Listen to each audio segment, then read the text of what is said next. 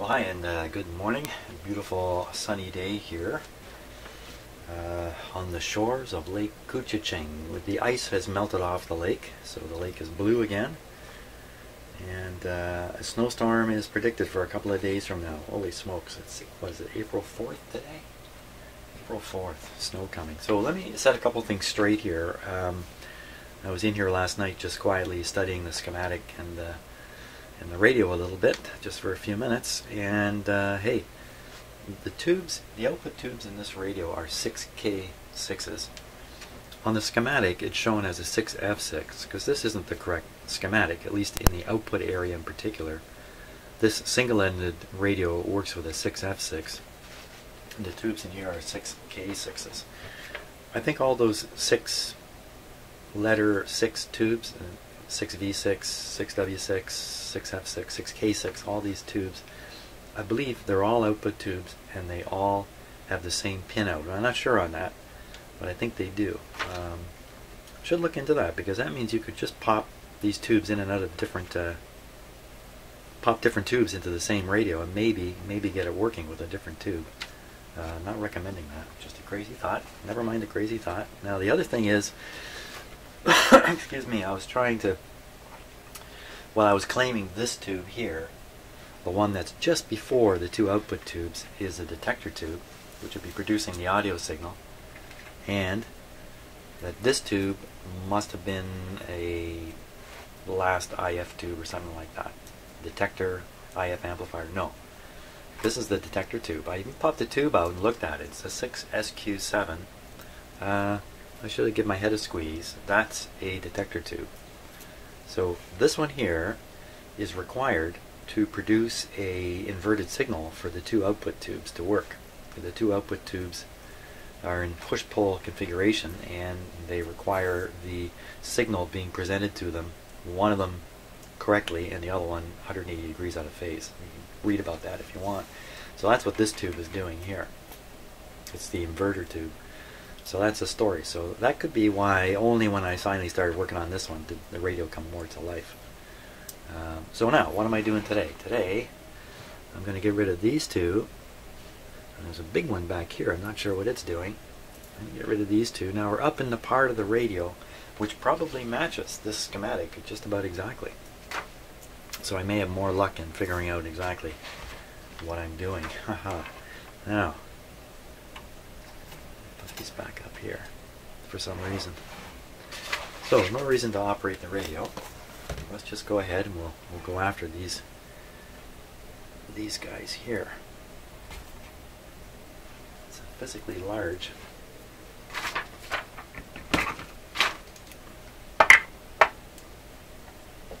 Physically large capacitor here.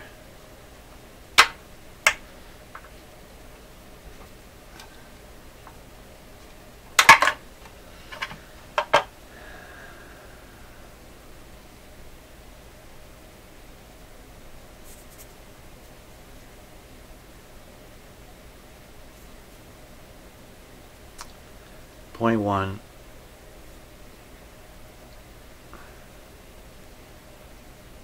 It says 400 or something or other, and there it says 50 volts. 0.1 at 50 volts. 0.1 is a pretty big capacitor.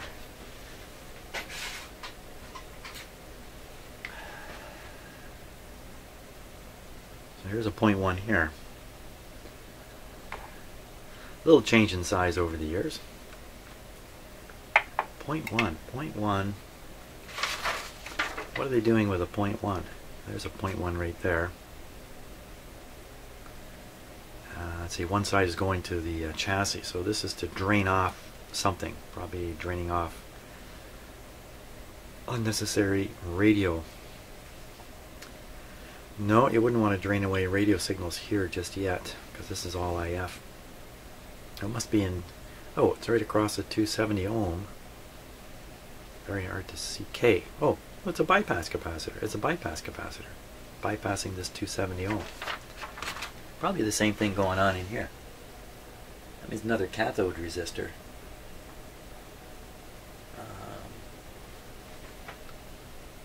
Pretty sure to be this one right here. Let's just take the resistance of that. as I find out where I put my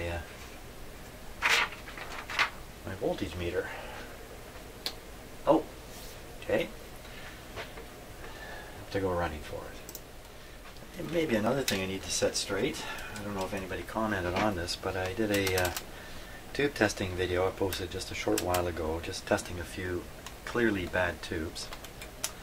And I mentioned that my tube tester has no gas test.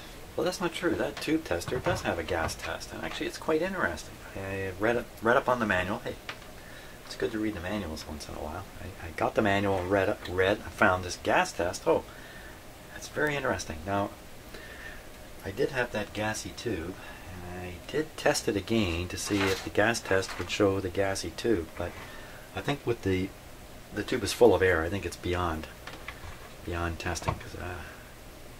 But anyway, I got a better tube tester than I realized. Now what am I doing? I'm going to test the resistance of this bypass capacitor. It's the Stark 966 tube tester. Very happy to have it. Okay, this guy here.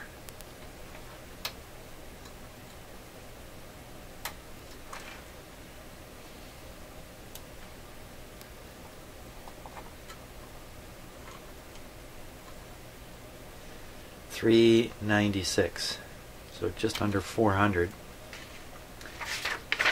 On this schematic, 270. So it's kind of a little high.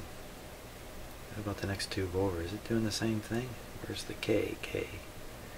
There's the K. No, I don't know what's going on with the next one. So I see another big capacitor there. Well, the resistor is not open, so we'll leave it for now. Stick in this guy here.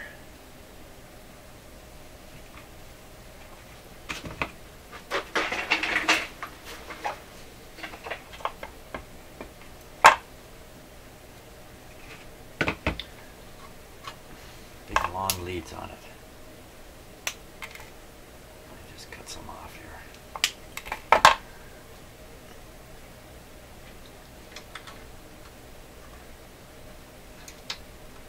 When they were designing these radios, they had to make allowance for the large size of the components going into it.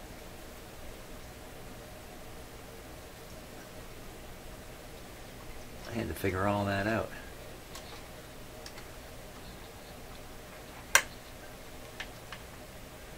had to figure it out and get their radio on the market quick, because it was going to be outdated before they knew it.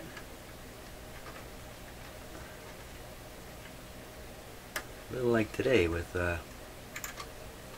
cell phone technology. Now I got a big wire laid right up against that terminal there. Ooh. I'm pretty sure these are the heater leads.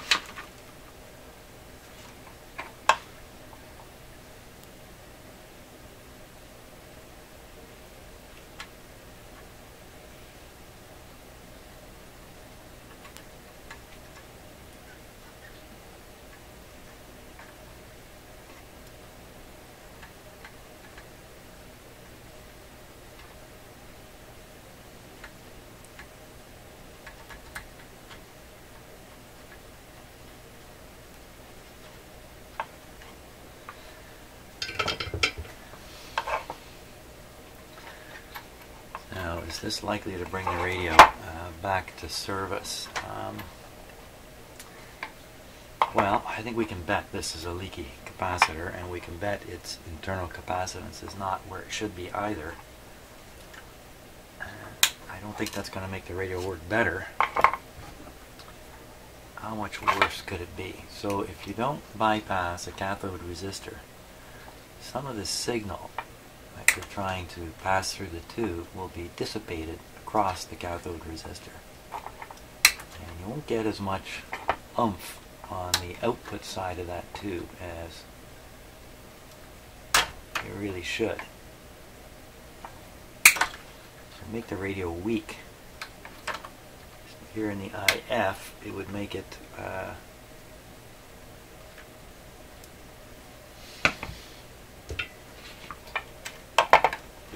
weak, and you have to turn the volume up a long ways to hear any radio program material. I don't know if it would do anything else to it, and would it shut it right down so nothing get through? I don't know. I don't know about that. I don't think it would shut it down necessarily. It would just reduce the efficiency of the tube. Now, in the IF, you're counting on these tubes to produce a pretty good gain. I have a little bit of trouble getting my soldering iron in there.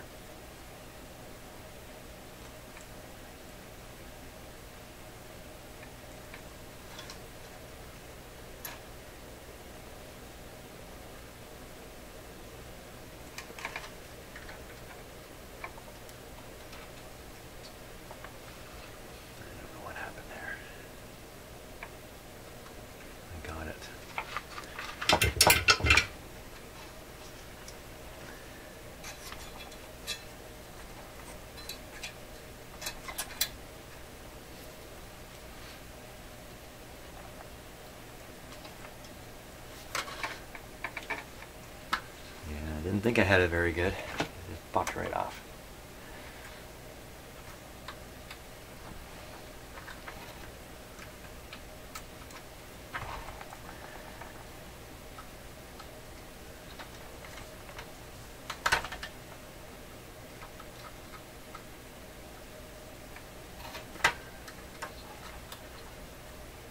It's a fair-sized resistor. Or capacitor rather, because it's working against a small resistor.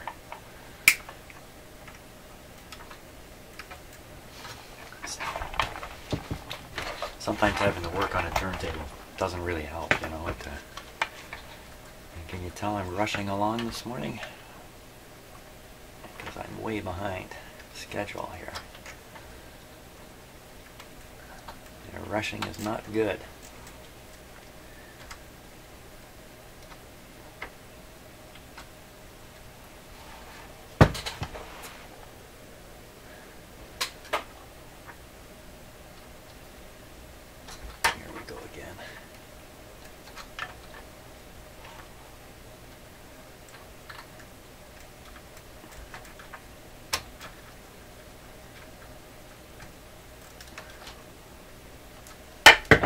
Solder that.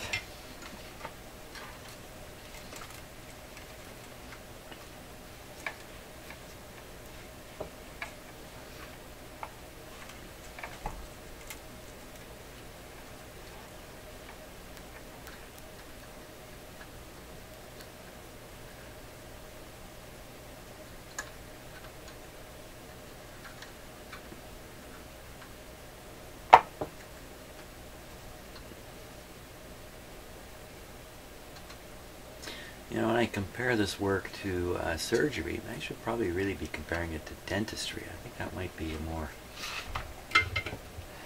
fair comparison.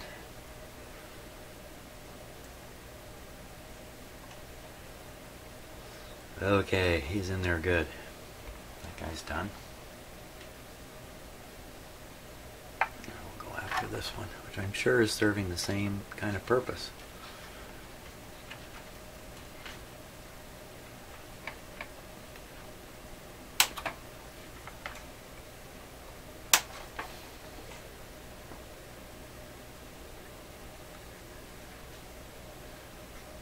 This This is the grounded side. Well, I don't know. Don't know. Is it the same size? Here, we can see this one much clearer. 0.1, 406, 509. Well, I don't know what the other numbers are, but the 0.1, I'm pretty sure, is saying a 0.1 capacitor. Okay.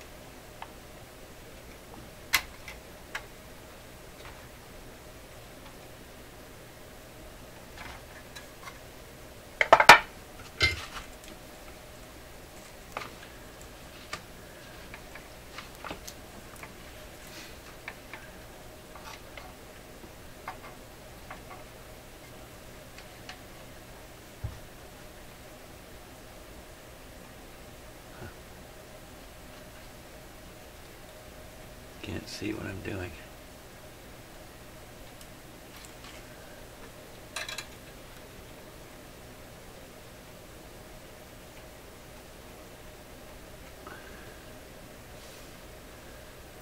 Maybe that'll hold enough for now.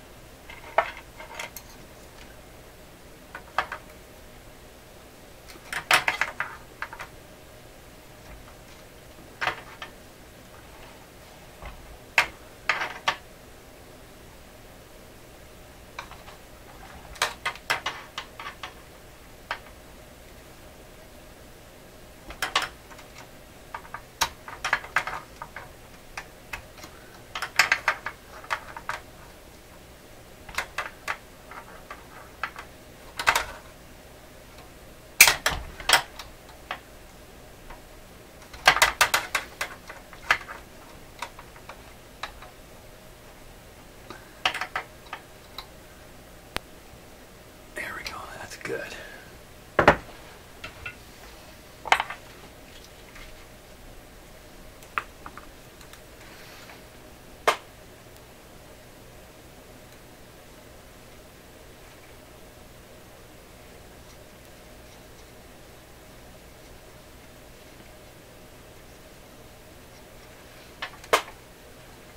Redo the other end here.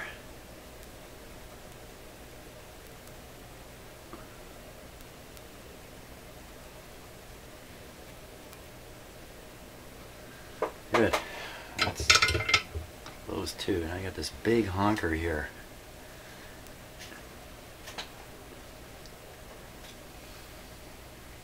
I think this end's grounded. And the other end looks like it's going here. This great big resistor clearly gets hot. You can see some marks on the inside of the chassis here.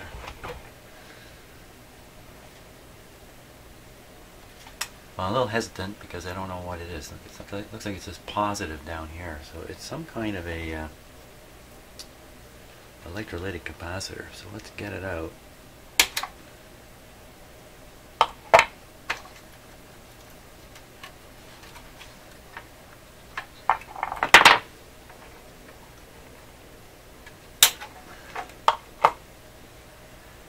A 10 at 450. Yeah, it's a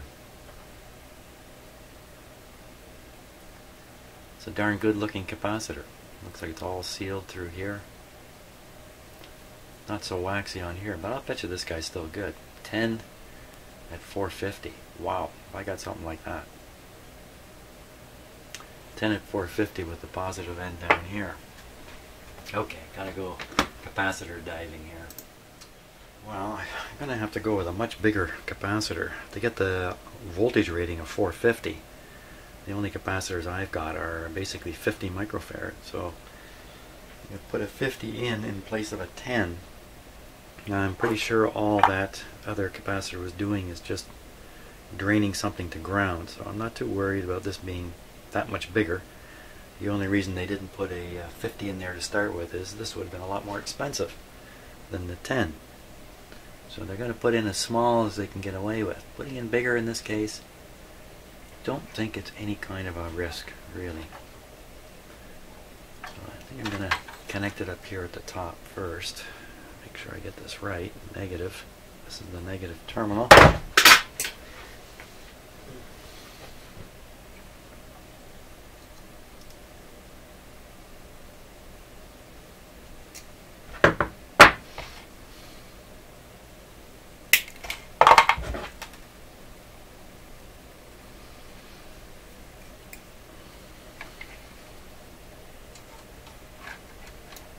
After we put this one in, I'll give the radio a test. We'll see what we got. Now the bigger capacitor here is going to draw more current during the charging phase. You know, this is big enough that it may just be a little too much for some poor resistor. I don't expect so, though.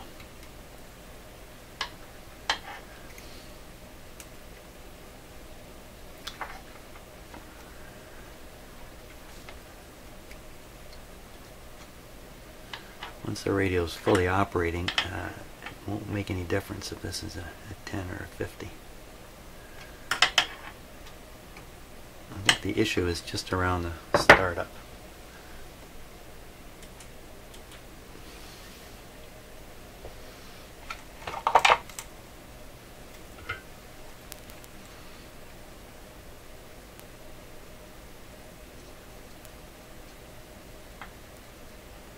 I suppose it might not be too kind to a vacuum tube too if somehow this capacitor charges with current through a tube.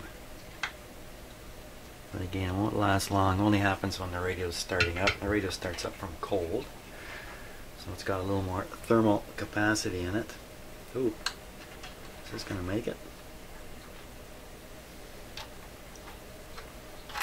Barely.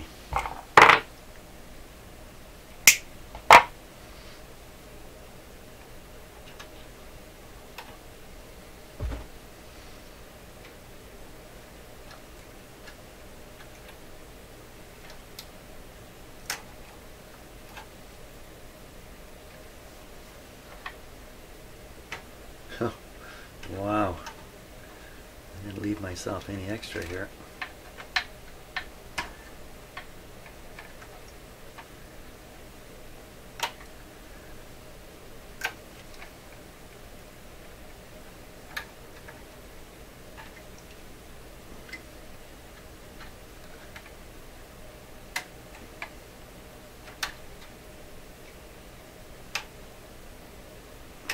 Got it.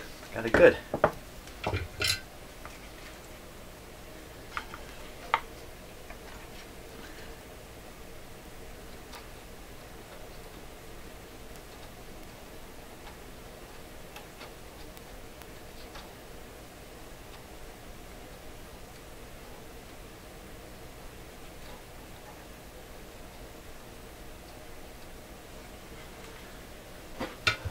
Okay, so if it turns out that's the AVC capacitor, that might not be the best move either, putting in a significantly larger one like that.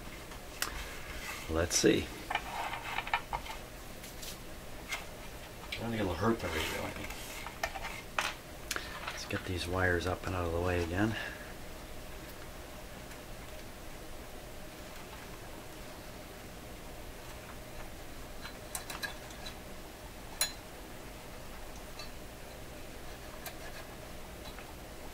Okay, this control is still clipped in, and we're good to go.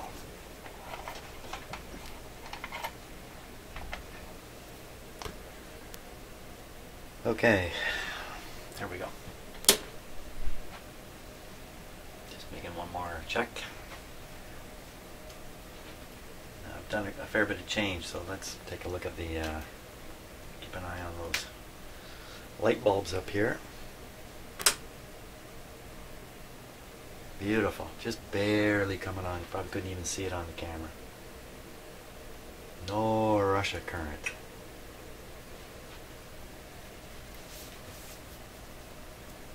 Now the tubes are lighting up more.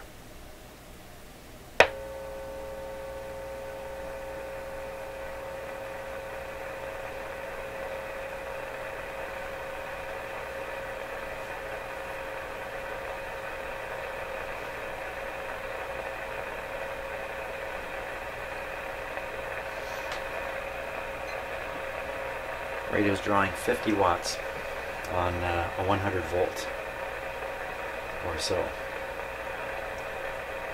Okay, now again, no antenna connected.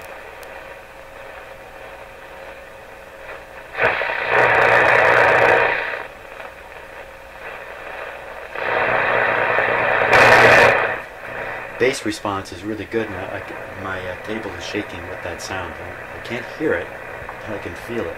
It's rumbling. There's so much bass in this speaker. Of course, it's flat on my bench here. Having it flat on the bench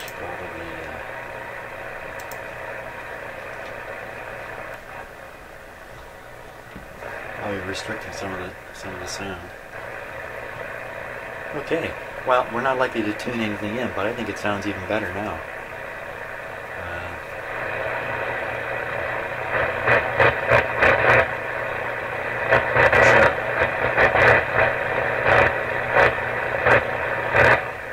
Excellent. Okay, so I think the next stage is going to be to connect the antenna properly, connect the push buttons in properly, and actually try to make the radio work like a radio and see where we're at. Fantastic. I'm almost ready to put this control back in, but I think I'll hold off on that a little bit. Fantastic. Every step of the way it gets a little better. Now, I've decided on a new next step. Just in looking over the radio in the back here, I can find only one more paper capacitor in here.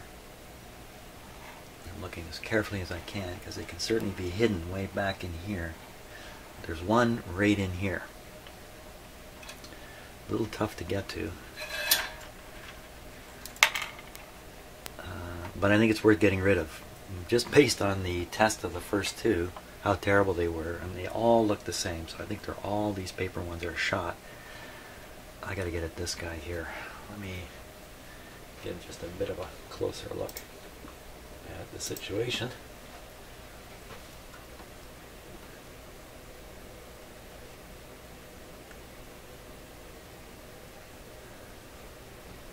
There he is, right there. Kind of running straight in this way.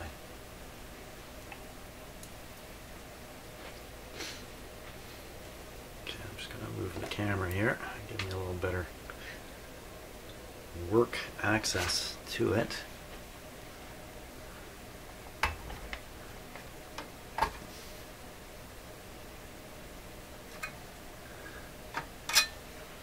Try to leave a lot of the lead behind on this one.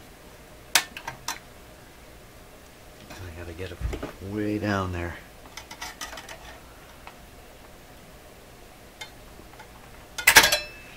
I think it's to the chassis there. Very, very short lead down there. How am I going to get that out of there?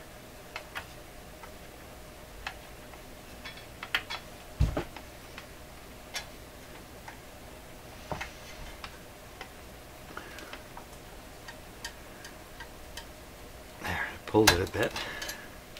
A bit of wire there. I think I can get it.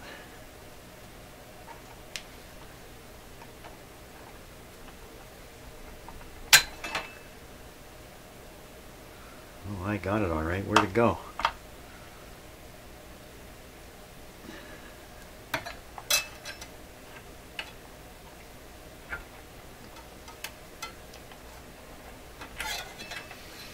There he is.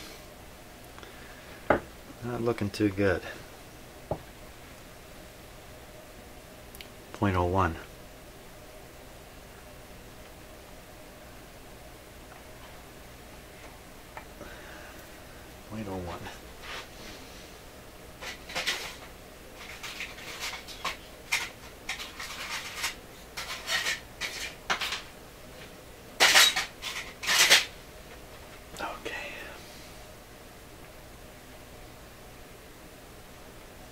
Wow, I'm going to get a soldering iron down in here too.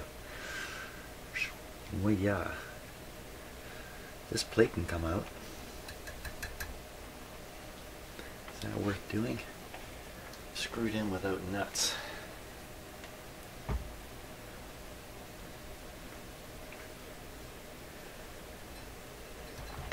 know what? This might be worth removing this plate.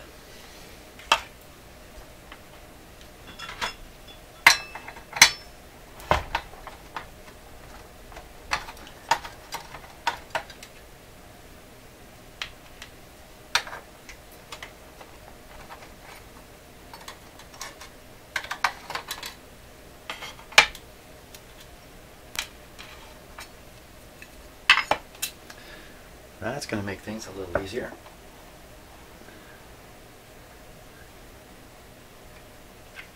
I'm worried I've cut the ground connection there by accident, which I can't really see.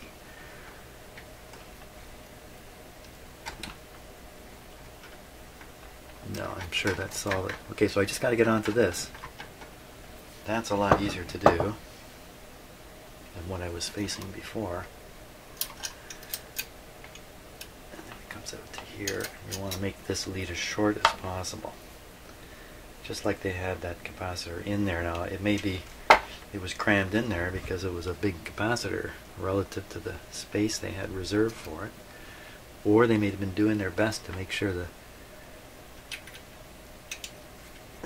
this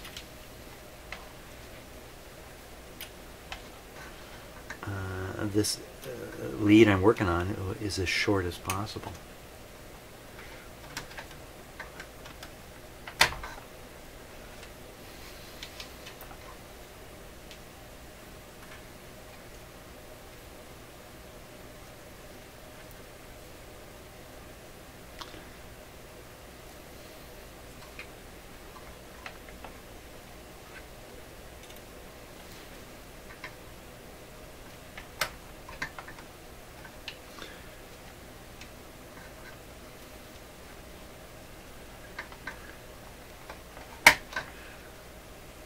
I can solder that.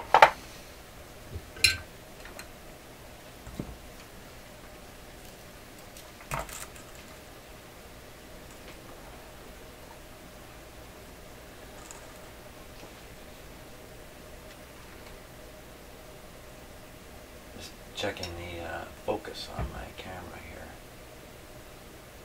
It's like something like that.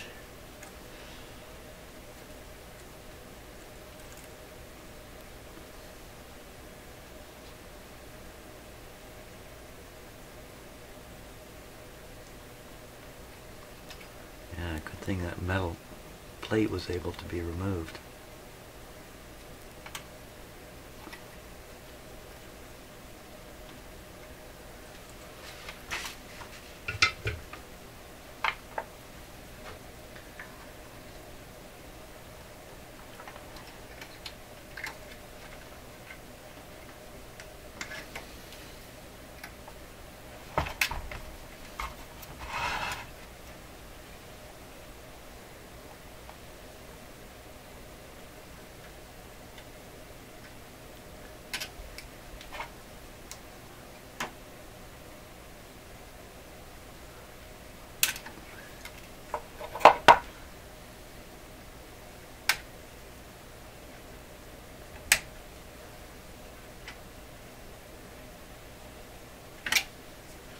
Oops.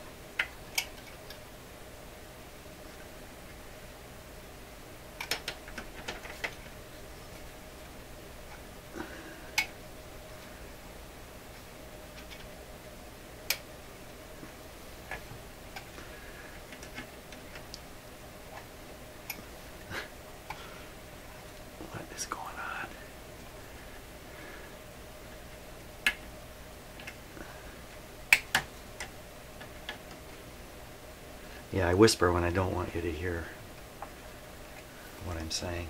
Okay.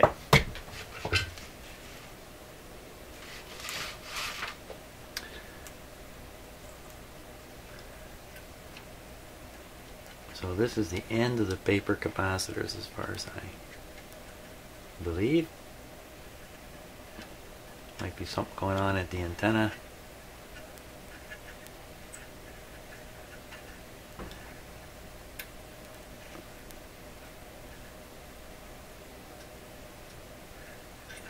I'm having a heck of a time seeing. Must be something about the way I've got the shop lit.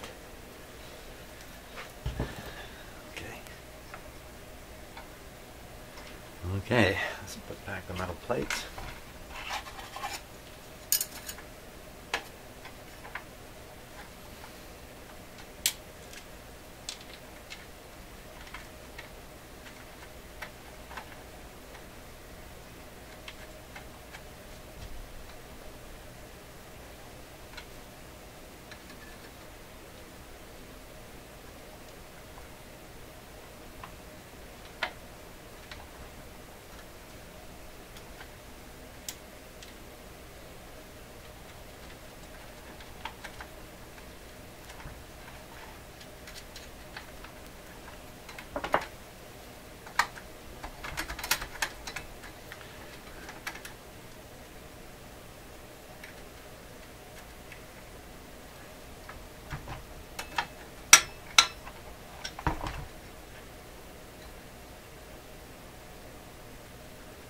Very close to the connection down there, but the connection down there is a ground connection anyway.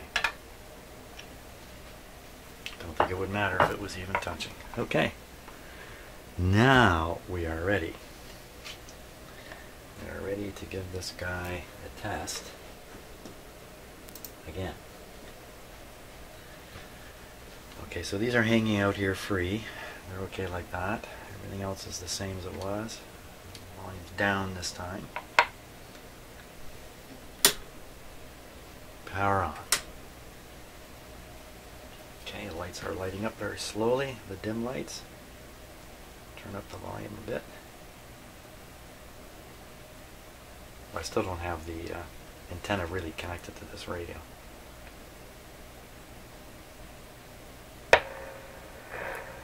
Pops on. Not sure what that is. That's twice it's done that now.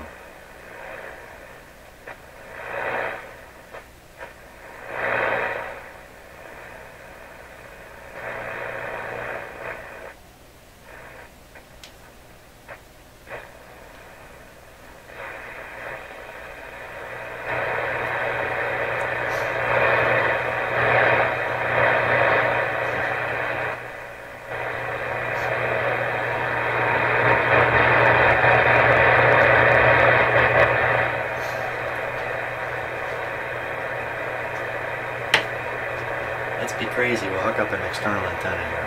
Why not?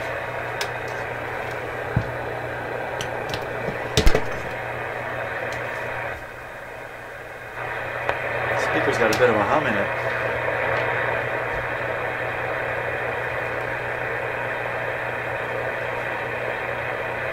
It's a very low hum in that speaker.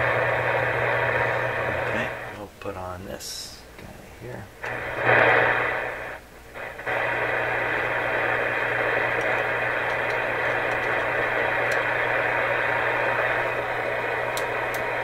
No difference whatsoever.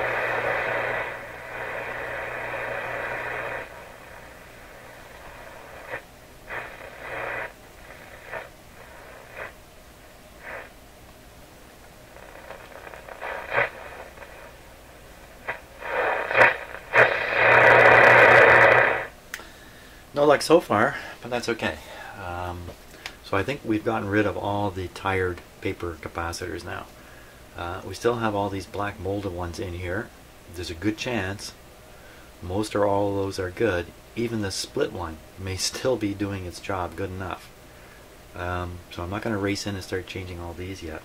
I think the next stage is a little bit of signal, pushing some signal into the radio, making sure these wires are connected the way they're supposed to be connected. That's actually probably why this radio is not working just yet, or could be the reason why. So we'll test it in its proper operating configuration and see what we get out of it. And that'll be for tomorrow, I think. Hey, thanks for watching all this.